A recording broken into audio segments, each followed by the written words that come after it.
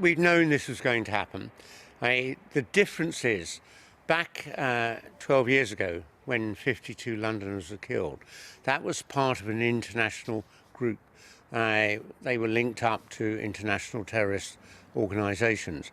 Our problem now is that most of the recent terrorist attacks in Europe have been individual, angry young men going out with a gun or a knife or a lorry or a car and killing people. It's much more difficult to get the data about them, to recognise who they are and prepare for it.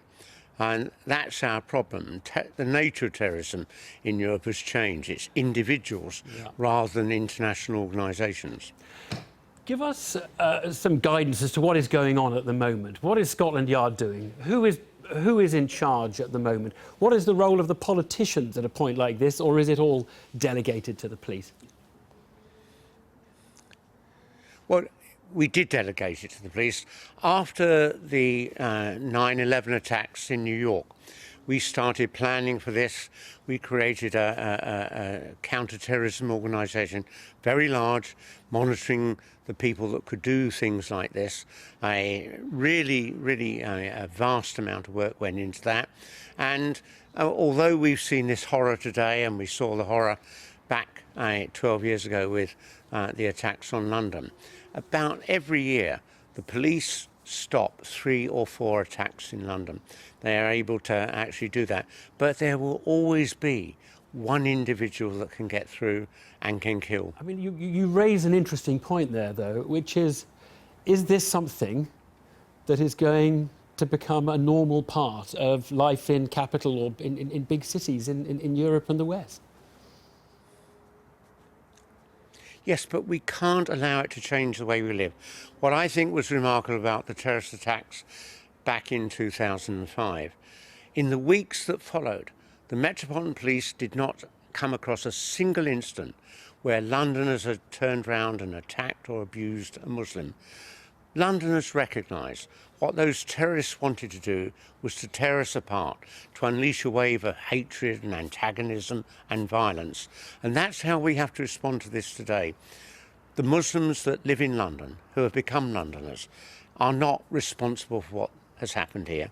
And we've got to make certain that the terrorist attacks, whether it's an international organisation or one individual angry young man, cannot divide us. We have to be united. And Ken Livingstone, do you think the police are equipped, ready, able to deal with the situation that faces them in this? Are the police basically up to the job? They are. We put vast amounts of public money into actually building up the police to deal with this. But also I have to say, in the last few days, Sadiq Khan, the Mayor of London, made an absolutely incredible statement saying he was going to bring back the neighbourhood patrols that we had when I was Mayor of London. And they're very good, because if people in a community see 2 or 3 police officers that they get to know walking through the area, they'll come up to them and say, well, I think there's something really odd going on in that house over there. I'm worried about this person. An individual is unlikely to pick up the phone and say, can I talk to the counter-terrorism unit? But they will talk to the local neighbourhood police officer.